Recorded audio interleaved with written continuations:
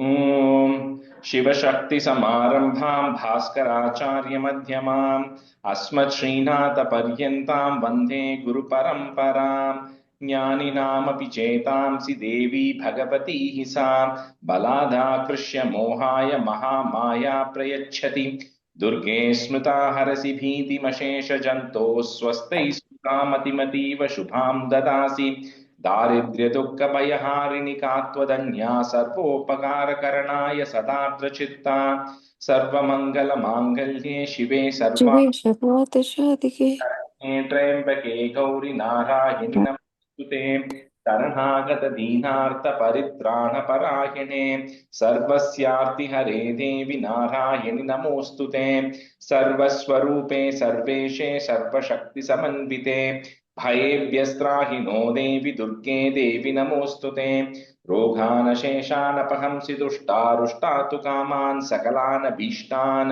त्वामाश्रितानां न विपन्नराणां त्वामाश्रिताह्याश्रयतां प्रयान्ति सर्वा बाधा प्रशमनं त्रैलोक्यस्याखिलेश्वरि एवमेव त्वया कार्यमस्मद्वैरिविनाशनम् ॐ Welcome everyone back. I know 2 weeks we didn't have a class, but hope everyone still practiced and remembers it. So we'll just do a quick review of that chapter 5. So Matangi Nigandi, if you can do from like 1 to 20, 1 to 19 of chapter 5, and then maybe Parvati, you can do the rest. Can I do the other half? Sure. Okay, Parvati, you want to do the first half? First 1 to 20? Yes, Rajesh ji. 1 second. I'm just getting to the chapter. 1 second. Rajesh, chapter 5 தானே சொன்னேன். என்னது? 5 தானே சொன்னேன். புரியல. Chapter 5 தானே. Chapter 5 தான். Chapter 5 தான். Yeah. From Om Klim Vishnuvacha.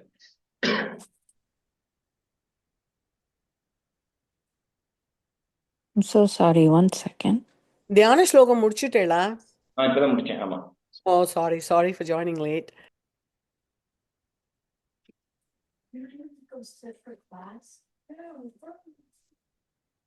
Got it, Parvati? Or Yep, almost there. 1 second. Sorry. So sorry. கொஞ்சம் கிளாஸ்க்கு வரத்துக்கு லேட் ஆயிடுது இன்னைக்கு, இல்லைன்னா ப்ரிப்பேர்டா வந்துட்டேன் எப்பவும் போல.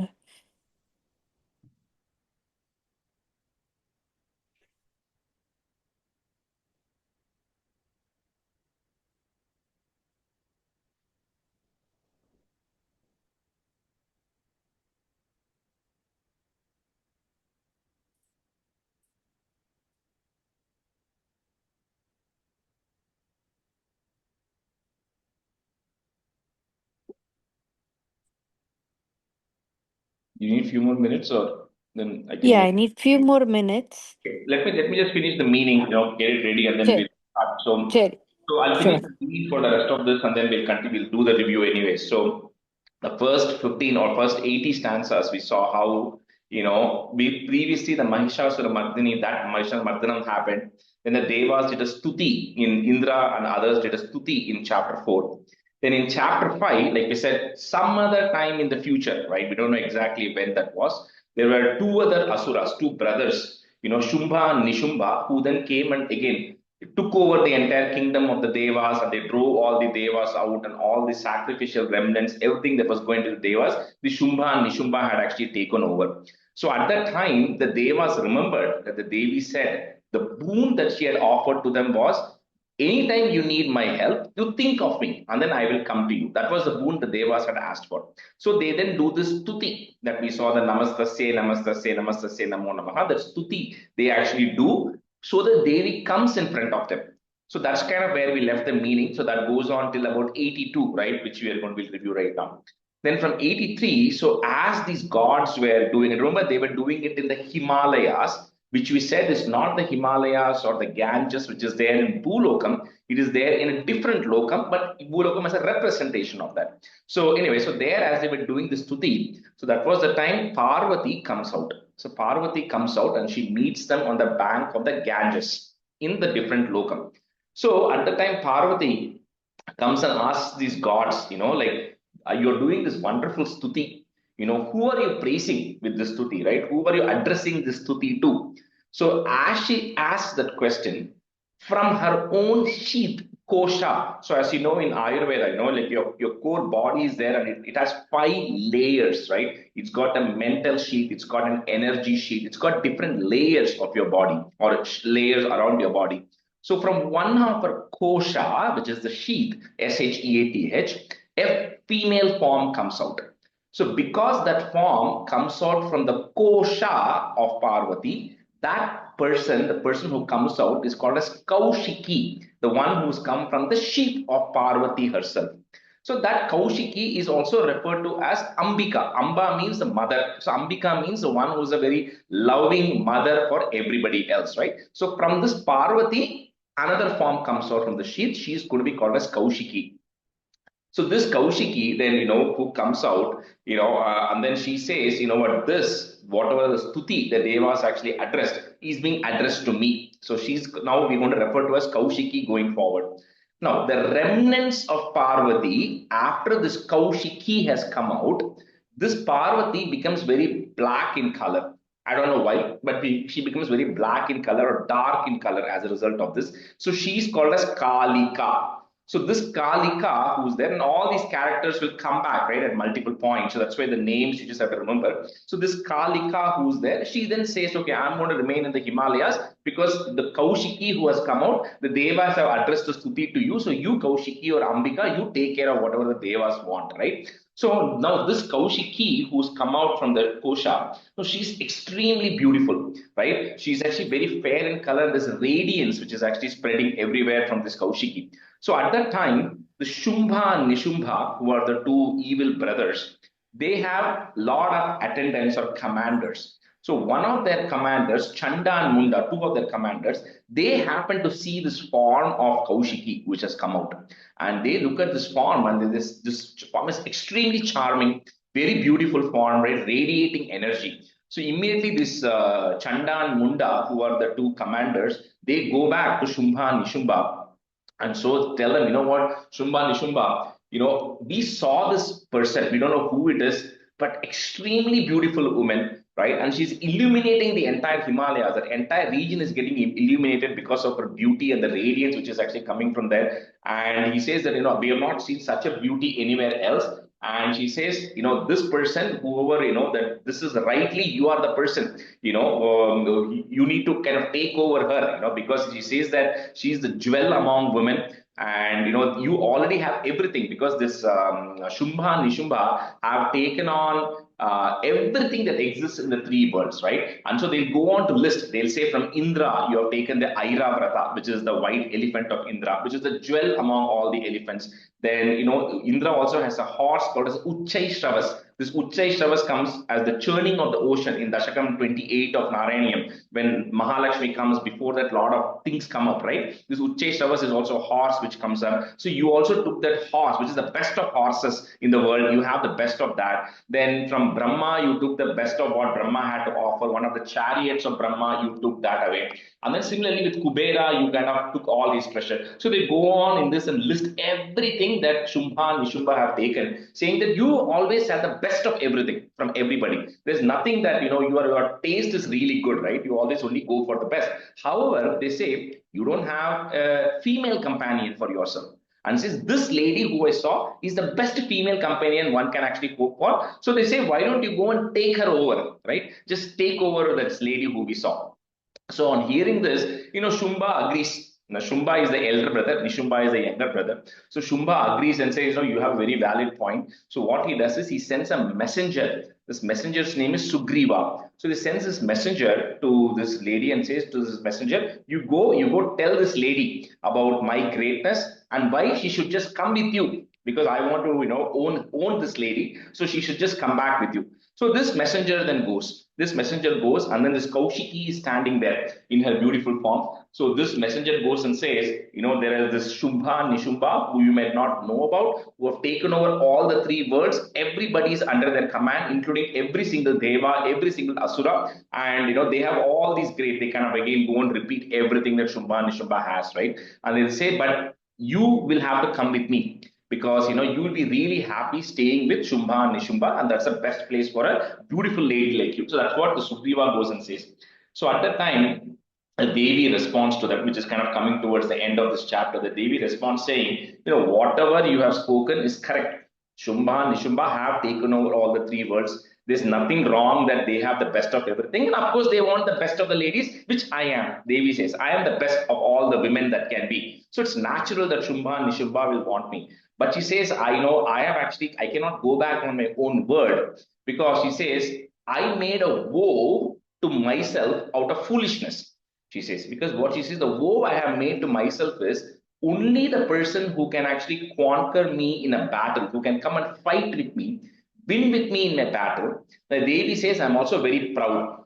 She says, I'm very proud that I'm very strong. So whoever can eliminate my pride, win with me in battle, and who is equal to me in strength, can marry me. He says, that's a vow I've actually taken, so I cannot go back against this. So she says, you go tell your Shumbha and Nishumba to not delay, because they are the greatest, right? So you tell them to come and battle out with me, and then if they win me, they can take it over. So when the Devi says this, the Sugriva actually laughs. He says, you are very arrogant. He says, I thought you were only very beautiful and charming, but he says, you are actually very arrogant, because Shumbha and Nishumba, how can you fight, right? You are a single lady. They have the entire three worlds under their control. They have these millions of army. They have all these things. You just seem like a pretty lady. She says, how can you even think of fighting Shumbha and Nishumba? It's just very ridiculous that you're even asking this. Devi says, I agree. She says, what can I do? When I was young, I made a vow to myself, right? That I will only do this. I cannot go back on it. But if you are right that Shumbha and Nishumba can come and defeat me, let them come and fight, right? Let them come and defeat me, and then I'll come with them. So with that, the Devi sends the messenger back to tell, okay, go, let them come and fight with me. So that's where this chapter ends. So that's why this chapter title is Devi Duta Samvadaha. So the conversation between Devi and the messenger Sugriva. So the first half of it is the stuti, second half of it is the conversation that is happening between Devi and the messenger. So this And is then from next chapter Sugriva, onward, right? the various people will come to battle the Devi. Sorry, go ahead, Jaya. This is not the Vali Sugriva, it's a different Sugriva. It's a different Sugriva. Just the name is Different. Sugriva. Hold on. This is one of the messengers of Shumbha Nishumba. Okay. All right. So let's quickly start with the. Okay, Parvati, go ahead. Yeah. எவ்வளோ stanzas நான் சொல்லணும் Rajesh? Do up to like 16. 16. Okay, great. अध्याय देवता विष्णुमायादित्रयो विंशति देवता. And the Om Klim Rishiruvacha, you can start from there. Okay. Om Klim Rishiruvacha Pura Shumba Nishumbabhyam Asurabhyam Shachipatehe Trailokyam Yajna Pakasha Hruta Madapalasrayat Taveva Suryatam Tattva Tatikaram Tataindavam Kauberamadayaamyam cha chakrade varunasya cha taveva pavanartim cha chakraturvanni karma cha tato deva vinirtuta prashtarajya parajitaha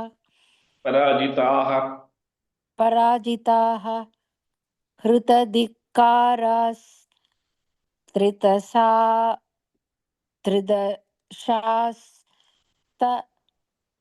Tridashastabhyam sarve nirakritaha Mahasurabhyam tam devim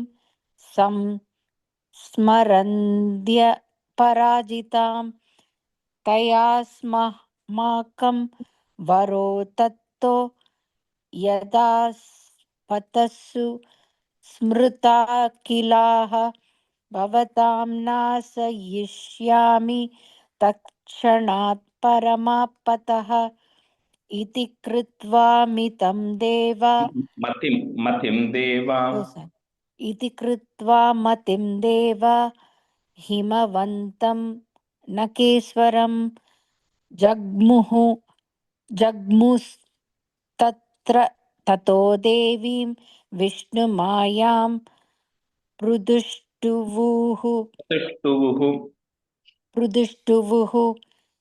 देवा ऊचुः नमो देव्यै महादेव्यै शिवायै सततं नमः नमः प्रकृत्यै भद्रायै नियताः प्रणदाः स्मदां रौद्रायै नमो नित्यायै गौर्यै तात्र्यै नमो नमः ज्योत्स्नायै चेन्दुरूपिण्यै सूकायै सततं नमः कल्याण्यै प्रणदां वृत्यै सिद्ध्यै कुर्मो नमो नमः नैऋत्यै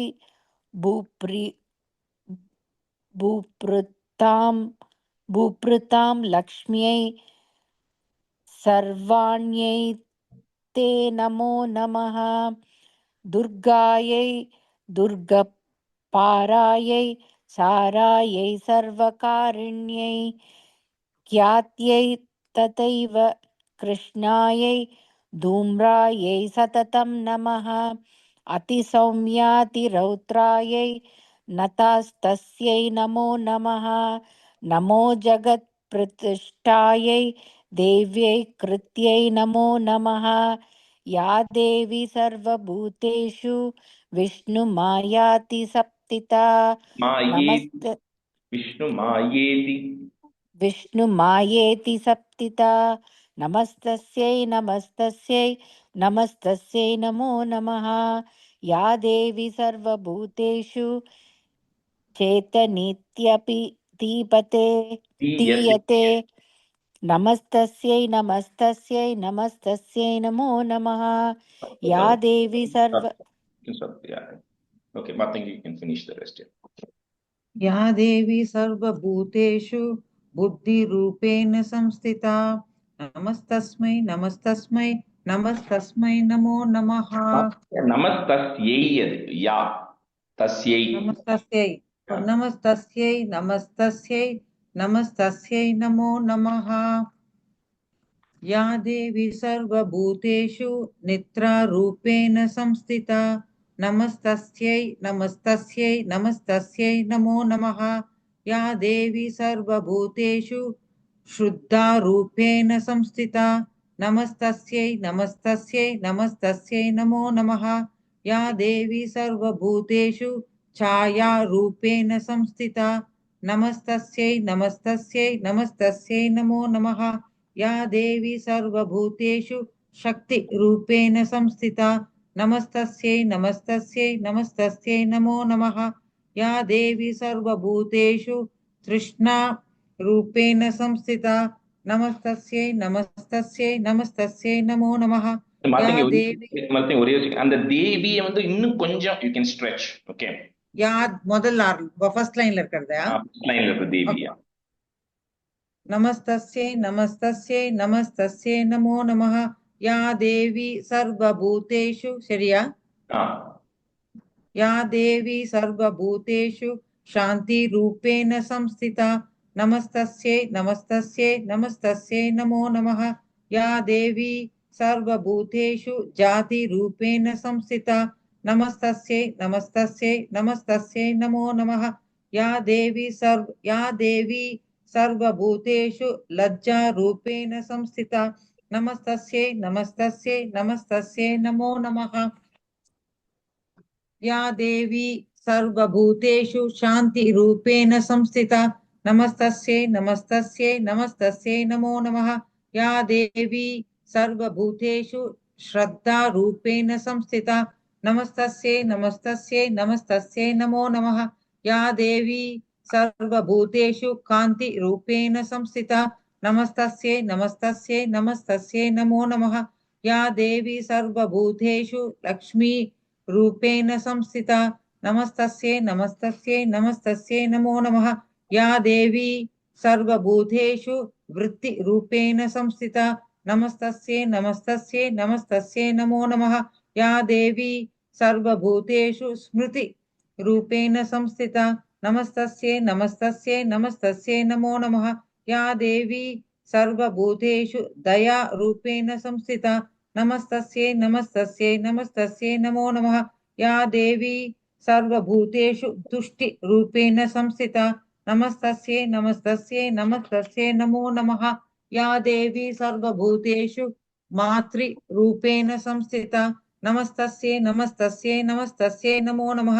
या देवी सर्वभूतेषु भ्रान्ति रूपेण संस्थिता नमस्तस्यै नमस्तस्यै नमस्तस्यै नमो नमः। इन्द्रियाणाम् अधिष्ठात्री भूतानां साकिलेषु या भूतेषु सततं तस्य व्याप्ति देवे नमो नमः। चिति रूपेण या कृष्ण मेदत् and yakritsnam etat. कृष्णम ओके सर या कृष्णम मेतत् व्याप्य स्थितं जगत् नमस्तस्मै नमस्तस्यै नमस्तस्यै नमस्तस्यै नमो नमः। 82 வரைக்கும் சொல்லணுமா எவ்வளவு? 82, yeah.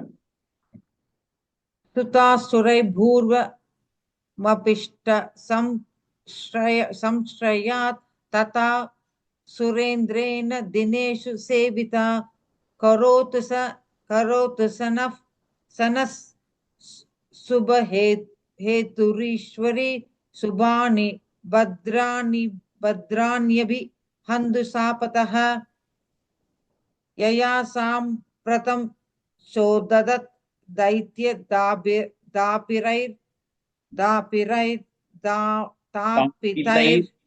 तापितैर्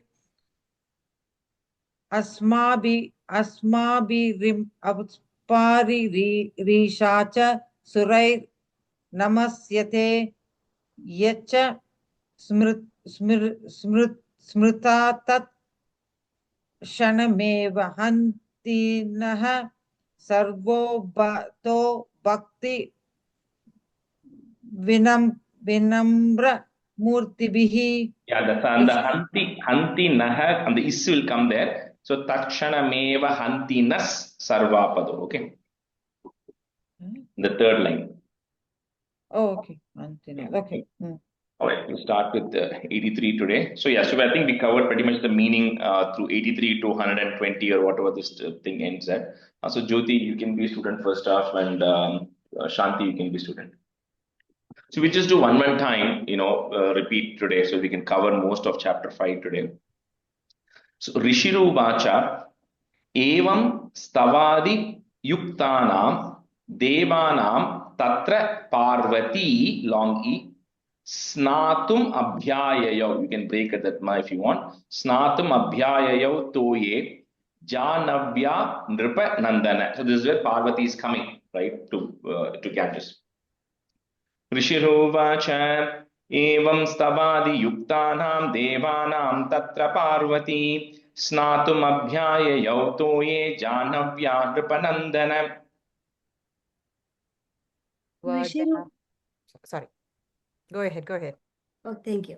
ऋषिरुवाच एवं स्तवादियुक्तानां देवानां तत्र पार्वती स्नातुमभ्याययौ दोये जाह्नव्या नृपनन्दन. Go ahead with it, just one time. Yeah. Vaja evam stavadi yuktanam devanam tatra parvati snadum abhyayayau toye Janavya Nripanandana. And the her one is like a half. So Janavya, but it kind of becomes like a little bit silent. So you don't have to say a full ha, but like a half ha. Okay. Janavya Nripanandana. Yeah. Sabra Vitan Suran Subhrur. Okay. Bhavad Bihi, put the is to join. Bhavad Bis Stuyatetra Ka Sharira Kosha Taschasyaha, put the is Kosha Taschasyas Samudbhuta Bhavichiva. That's one word will come together because the S symbol is there. Samudbhuta Bhavichiva. Sabravitan Suran Subhrut Bhavat Bestuyate Traka शरीरकोशतश्चास्या समुद्भूता ब्रवीच्छिवा सा ब्रवीतान् सुरान् शुभ्रुर्भवद्भिः स्तूयतेऽत्र का शरीरकोश तश्चाष्ट्या समुद्भूता ब्रवीचिवा Right, so the second Subru, திருப்பி சொல்லுங்க அத. Subhrur, long. Subrur, அப்புறம் வதிவ் Yeah, Baba, double, the two bha there, right? First Okay, bha ba- is for the brew. okay, Subru, Bhavat Subru, பவத் விபியா Bhavat bihi irukku. Join. Bhavat bis. பவத் பிஸ் okay பவத் பிஸ் okay thank you सब्रवीतान् सुरान् शुभ्रुर्भवद्भिस्तूयतेऽत्र का शरीरकोशतश्चास्य समुद्भूतभवीचिवा स्तोत्रम ममैतत् क्रियते शुंभ दैत्य निराकृतैः देवैः put is समेतैः put is समरे निशुंभेन पराजितैः.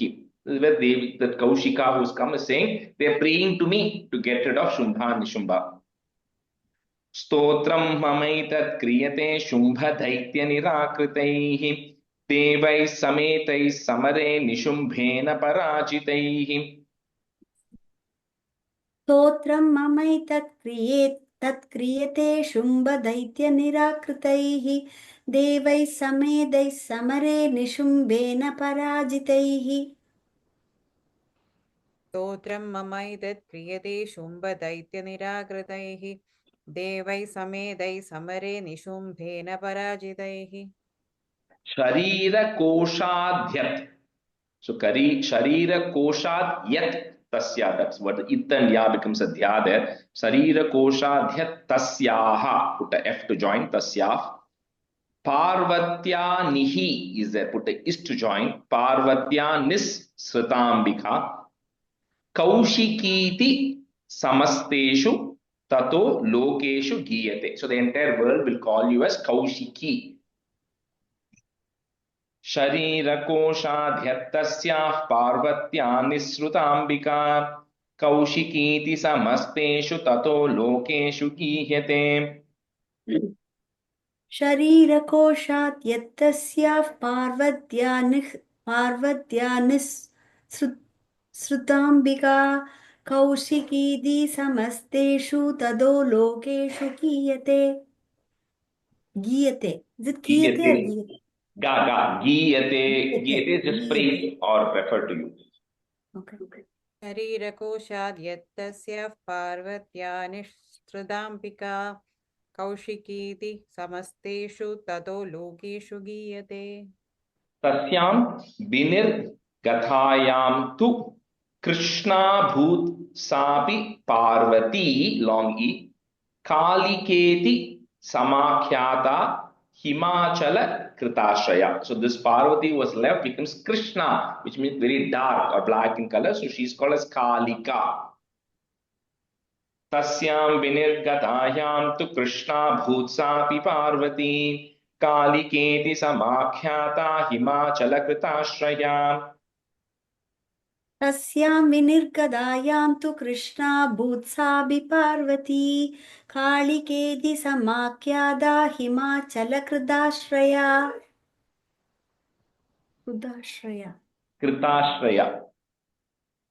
तस्यां विनिर्गतायां तु कृष्णा भूत्सापि पार्वती कालिकेति समाख्याता हिमाचलकृताश्रया.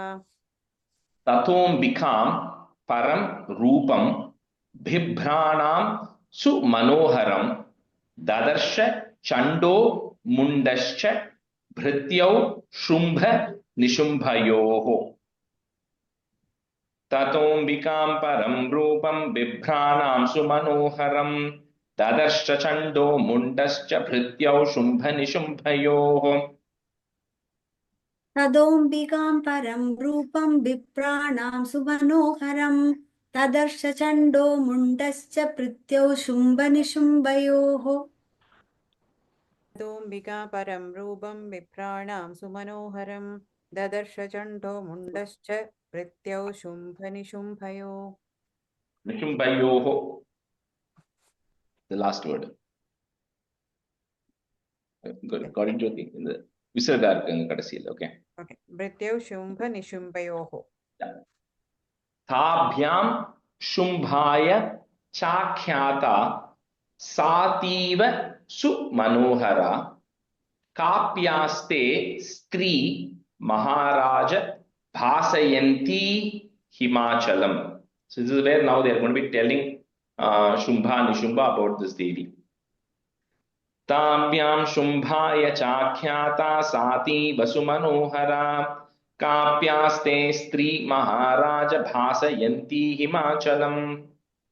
ताभ्यामां शुम्भाय ताभ्यां शु- आख्यात ताभ्यां शुम्भाय साख्यादा साधीव सुमनोहरा काप्यास्ते स्त्रीमहाराज भाषयन्ति हिमाचलम् भासयन्ती long e and idu. भाषयन्ति हिमाचलम् ताभ्यां शुम्भाय चाख्याता सती वसुमनोहरा काप्यास्ते स्त्री महाराज भाषयन्ती हिमाचलम्. Anjut, in the first line la sativa a sound. Okay, sativa. Okay. चाख्याता सातीव सुमनोहरा. Yeah. नैव तादृक् क्वचित् रूपं दृष्टं केनचित् उत्तमं. केनचित् उत्तमं, you can say it together if you want to break it. केनचित् उत्तमं न्यायतां काप्यसौ देवी long e गृह्यतां चासुरेश्वर. नैव तादृक् क्वचित् रूपं दृष्टं केनचिदुत्तमं न्यायतां काप्यसौ देवी गृह्यतां चासुरेश्वर. Shanti, mute little please. नैव दातृक्वचित् रूपं दृष्टं केनचिदुत्तमं न्यायतां काप्यसौ देवी गृह्यतां साचुरेश्वर नैव तादृक् क्वचित् रूपं दृष्टं केनचिदुत्तमं न्यायतां काप्यसौ देवी गृह्यतां चासुरेश्वर. Three ratnam ati charvangi long e. You can break ratnam. Stri ratnam ati charvangi dhyodayanti dishastvisha satu tishtati daitendra tam bhavan drashtum arhati. So say recommend that you take over, you abduct her or possess her. That's what they're recommending. स्त्रीरत्नमति चार्वंगी द्योतयन्ती दिशस्त्विषा सा तु तिष्ठति दैत्येन्द्र तां भवान् द्रष्टुमर्हति. श्रीरत्नमदि सार्वङ्गी द्योदयन्ती दिशस्त्विषा साधुदिष्टदि दैत्येन्द्र दाम्भवान् द्रष्टुमर्हति. And the first line, first word or the last part, charvangi. चार्वङ्गी. Okay. स्त्रीरत्नम् अधि चार्वङ्गी द्योदयन्ती दिशस्त्विषा. Yeah. श्रीरत्नम् अधिचार्वङ्गी द्योतयन्ती दिशत्विषा साधु तिष्ठति दैत्येन्द्र तां भवान् द्रष्टुमर्हति. यानि रत्नानि मनयो गजाश्वादीनि वै प्रभो त्रैलोके तु समस्तानि साम्प्रतं भान्ति ते गृहे. यानि रत्नानि मनयो गजाश्वादीनि वै प्रभो त्रैलोके तु समस्तानि साम्प्रतं भान्ति ते गृहे. यानि रत्नानि मणयो गजास्वाधीनि वै प्रभो त्रैलोके तु समस्तानि साम्प्रतं भान्ति ते गृहे. यानि रत्नानि मनयो गजस्वादीनि वै प्रभो त्रैलोक्ये तु समस्तानि सम्प्रदं भान्ति ते गृहे. Sampratam, second name. त्रैलोक्ये तु समस्तानि साम्प्रतं भान्ति ते गृहे ऐरावतः put is ऐरावतस् समानीतो गजरत्नं पुरन्दरात् पारिजात तरुश्चायं तथैवोच्चैः put ish तथैवोच्चैश्रवा हयः. The tathaivochai is the uchchaishravas, right? The horse. That's why tathaivochaishrava hayah. So here they're saying you already have the Airavata, you already have the Parijata tree of Indra, you also have the Uchchaishravas, which is the horse of Indra. You already have all of these things. Airavata samanito gajaratnam purandharat Parijata taruschayam tathaivochaishrava hayah. ऐरावदर्शमानीतो गजरत्नं पुरन्दरात् पारिजाततरुश्चायं तदैवोच्चैश्रवाहयः ऐरावतः समानीतो गजरत्नं पुरन्दरात् पारिजातस्तरुश्चायं तथैवोच्चैश्रवाहयः Vimanam Hamsa Samyuktam. You can break in that ma Samyuktam. Etat, next word will start with the A. Etat Tishtati Tengane Ratna Bhuta Mihanitam Yadasit Vedasodbhutam. Vedasa Adbhutam, but it will come together. So Vedasodbhutam. So this is different to what he has from Brahma and others. Vimanam Hamsa Samyuktam Etat Tishtati Tengane Ratna Bhuta Mihanitam Yadasit Vedasodbhutam.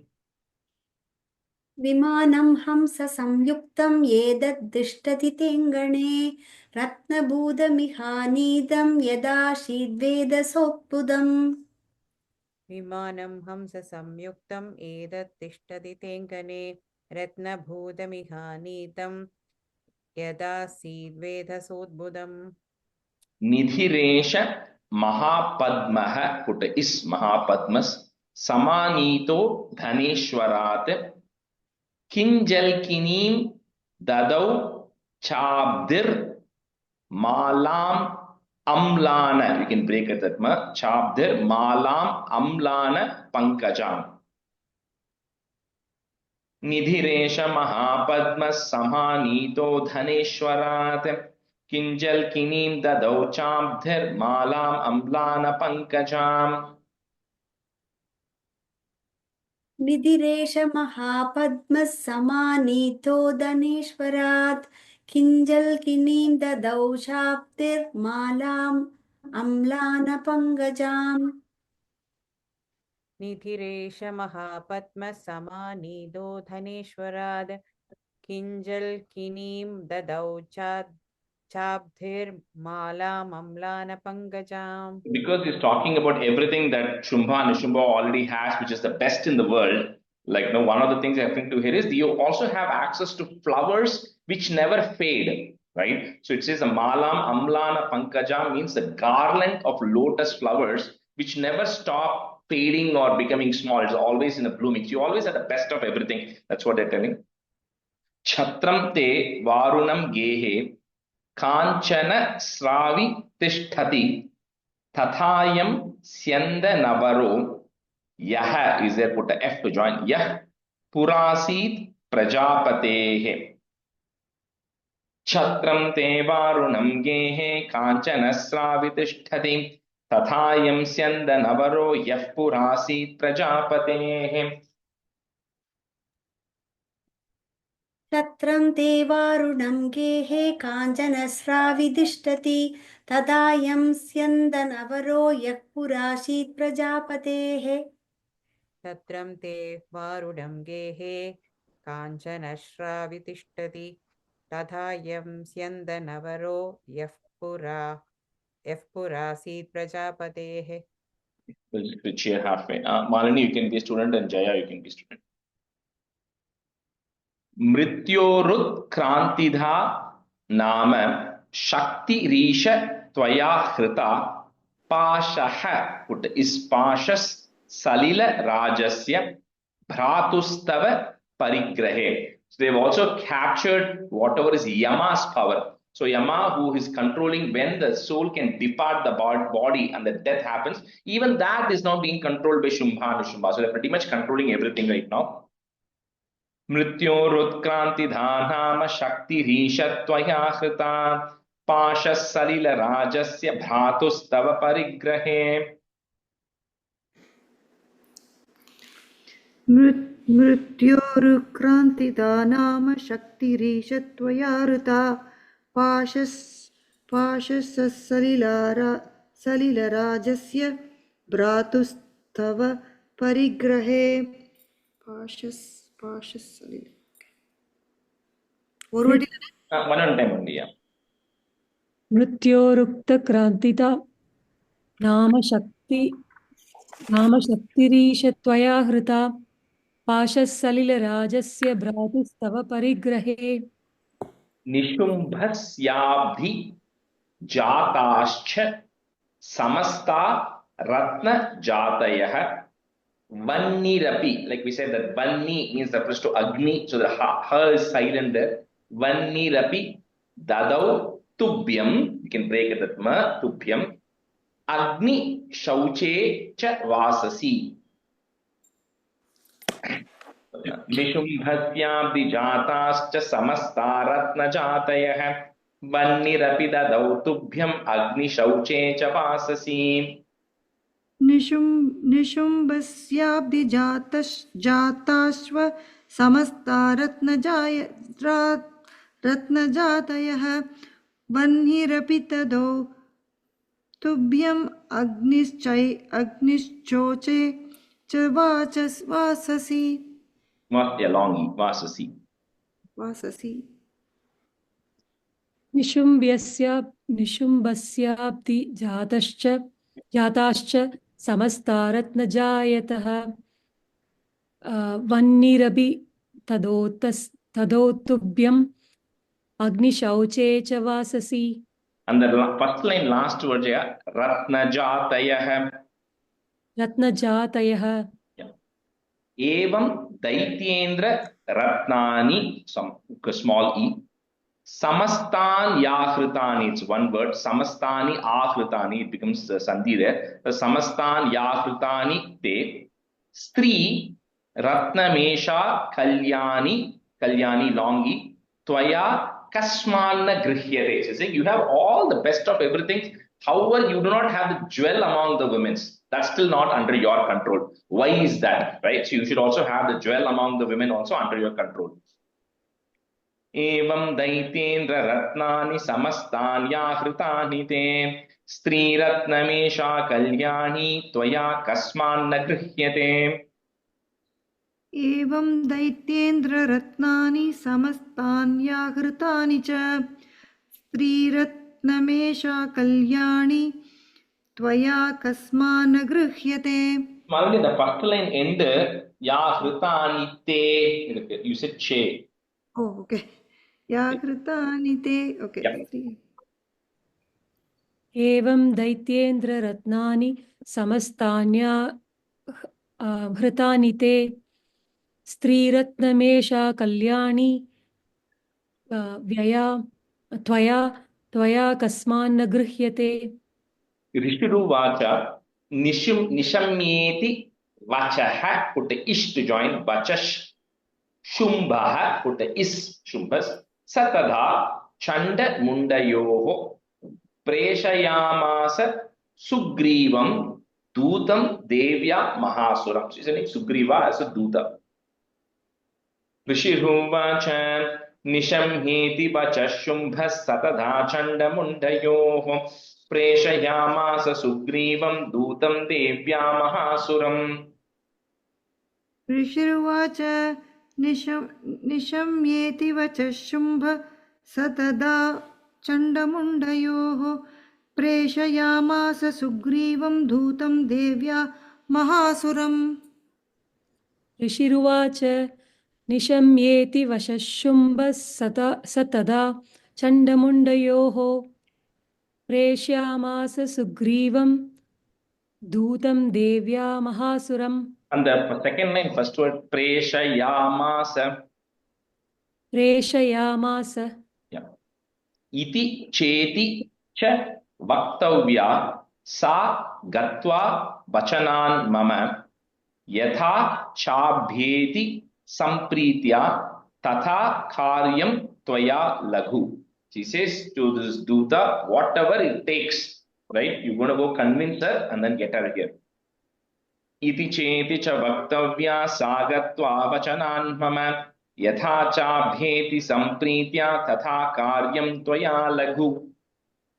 इति चेति च वक्तव्यात् सा गत्वा वचनान् मम यथा चाप्येति सम्प्रीत्या तथा कार्यं त्वया लघु. Priya, mute a little bit. Oh, sorry. Priya Chintari. यथा चां वेति संप्रीत्या तथा कार्यं त्वया लघु. Only on the second line, second word, ib, bha sound, chabhyeti. यथा चाभ्येति संप्रीत्या तथा कार्यं त्वया लघु. Wait a second, I'm just getting my charger. Okay. Do it now.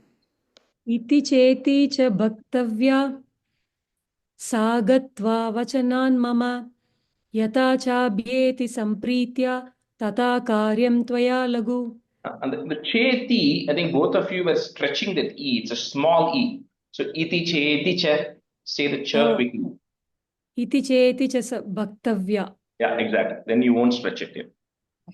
Sa tatra gatva yatraste shailod desheti, double the coming there, shailod desheti shobhane sa devi long e tam tatah, put a f, tatah praha slakshnam madhuraya gira.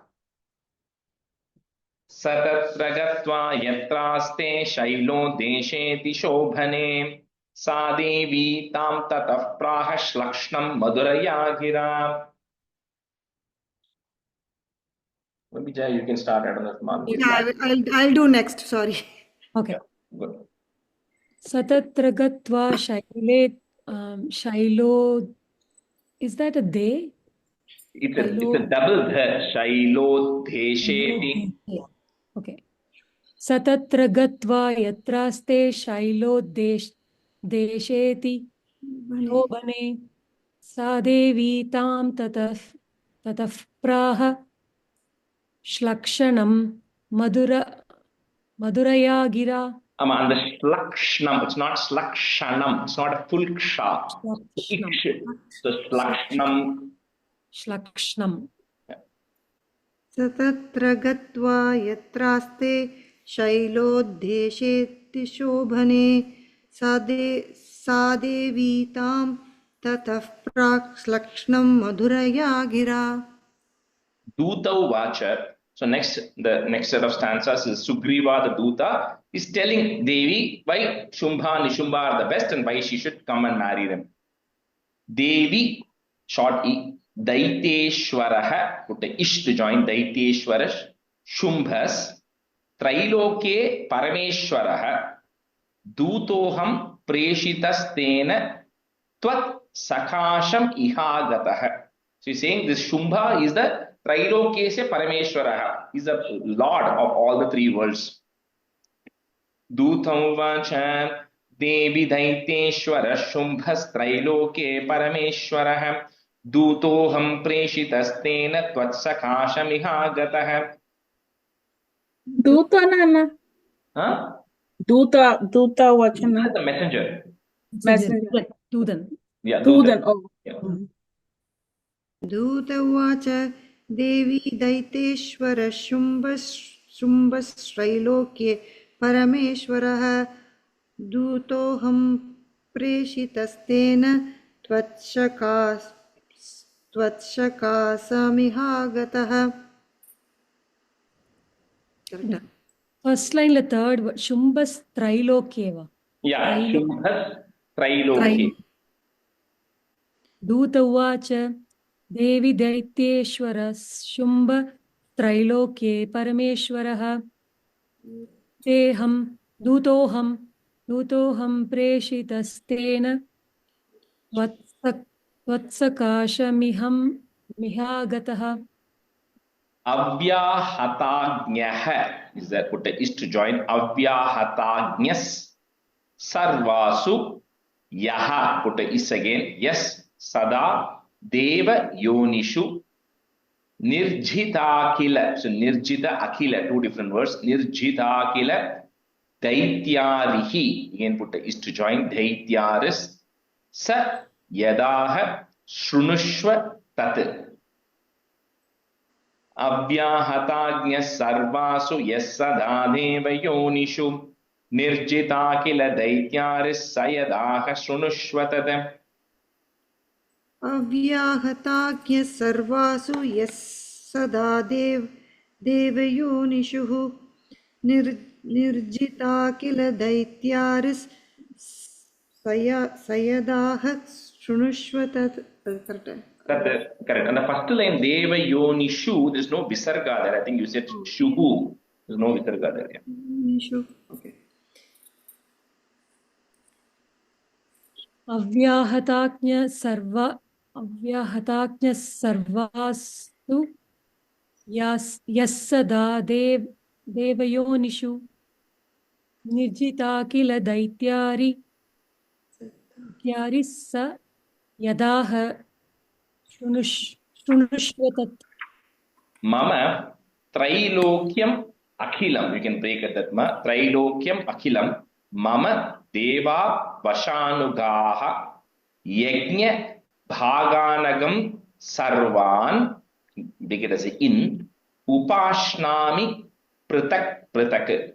So which is saying Yajna Bhaganagam Sarvan means wherever any offerings are being offered to the Devas, the benefits of that is coming to Shumbha and Nishumba. So he says there's nothing in the world which is not owned by them, right? Pretty much everything is feeding back to them right now. It is Upashnami, yeah? Upashnami. Upashnami, short e. Nami. Upashnami. Mama Trailokyam Akhilam Mama Deva Vashanukaha Yajna Bhaganagam Sarvan Upashnami Pratak. Mama Trailokyam Akilam Mama Deva Vashanuga Yajna Bhaganagam Sarvan Upashnami Pratak. And the Vashanugaha, this is Visarga there. Vashanugaha. Mama Trailokyam Akilam Mama Deva Vashanugaha Yajna Bhaganaham Sarvan Upashnami Pratak. Trailokye Bara Ratnani, short e. Mama Vashyanya Sheshatah, one word. Tathaiva Gaja Ratnam Cha Kritva Devendra Vahanam. Again, he repeats the same thing, whatever he has. Trailokye Bara Ratnani Mama Vashyanya Sheshatah. Tathaiva Gaja Ratnam Cha Kritva Devendra Vahanam.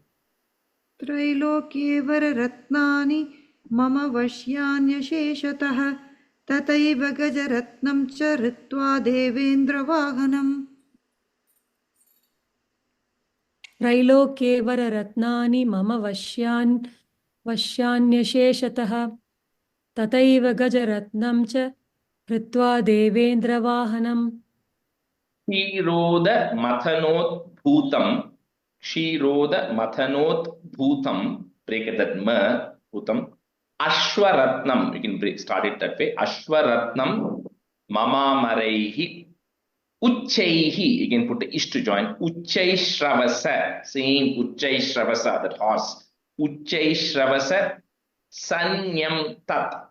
Okay, that both of that, the dot for those who are following Sanskrit, the dot will have the N sound there. Sanyam tat pranipatya samarpitam. Kshirodamatanoddbhutam ashwaratnam mamamaraihi uchchaishravasa sanyam tat pranipatya samarpitam. Kshirodamatanoddbhutam Ashwaratnam Mama Maraihi Uchchaishravas Samyantat Pranipatya Samarpitam. And the Uchchaishravasa is one word. So Uchchaishravasa Sanyam tat. Samyam tat. Okay. Uchchai Shravasa Samyam tat Pranipatya Samarpitam. क्षीरोदमतनोद्भूतम् अश्वरत्नं ममोमरैः उच्चैश्रवसस्तम्यं तत् प्रणिपत्य समर्पितम् Yani Chanyani, all of them short is. Deveshu short u. Gandharveshurageshu, that's one word. Gandharveshurageshu cha. Ratna Bhutani Bhutani Tani Mayeva Shobhane. So if all of them is short E in this case. So, he says essentially the message is actually giving us, we always take the pleasure in the, the rich people says, we always want the best. He says, every single best thing is with me and I only want the best of everything. So that's where you should come. That's the message that Shumba has sent. Yani chanyani deveshu gandharveshu rageshu cha ratna bhutani bhutani tani mayyeva shobhane. Yani chanyani deveshu gandharveshu rageshu cha ratna bhutani bhutani tani mayyeva shobhane. यानि चान्यानि देवेषु गन्धर्वेषूरगेषु च रत्नभूतानि भूतानि तानि मय्येव शोभने. Three Ratna Bhutam Twam Devi short E Loke Manyamahe Vayam Sa Tvam, so you can break it that ma Sa Tvam Asmanupagacha, it's one word. Asmanupagacha Yatho Ratna Bhujo Vayam. Stri Ratna Bhutam Tvam Devi Loke Manyamahe Vayam Satvam Asmanupagacha Yato Ratna Bhujo Vayam. Sri Ratna Bhutam Tvam Devi Loke Manyamahe Vayam Satvam Asmanupagacha Yato Ratna Bhujo Vayam. श्रीरत्नभूतां त्वां देवी लोके मन्यामहे भयं सा त्वम् अस्मानुपागच्छ यतो रत्नभुजो वयम्. Jay, the first line, last word of Vayam, I heard it as Vayam. It's a ba. Vayam. Let's do one more and stop. Mam va mamanujam vapi nishumbham uruvikramam. If you want to break at that, nishumbham uruvikramam. Bhaja tvam chanchalapangi ratna bhutasi vayyataha. Mam va mamanujam vapi nishumbham uruvikramam. Bhajatvam chanchalapangi ratna bhutasi vayyataha. Mam va mamanujam vapi nishumbham urvikramam bhajatvam sanchalapangi ratna bhutasi vayyataha. मां वा ममानुजं वापि निशुम्भं उरुविक्रमं भजत्वं चञ्चलापाङ्गी चञ्चला, right? Chanchala, yeah. चञ्चलापाङ्गी रत्नभूतासि वैयतः. So here Shumba is saying, even if you do not want me, the number 2 person in this world is also my brother only, Nishumbha. So you can then go at least accept him. Right? Anyway, we'll stop here today. Hari Om Shri Gurubhyo Namaha. Thank you, everyone. See you next week. Thank you, Thank Rajesh. you. Hey, have a safe trip back. Oh, Thank you. Thank you, Rajesh.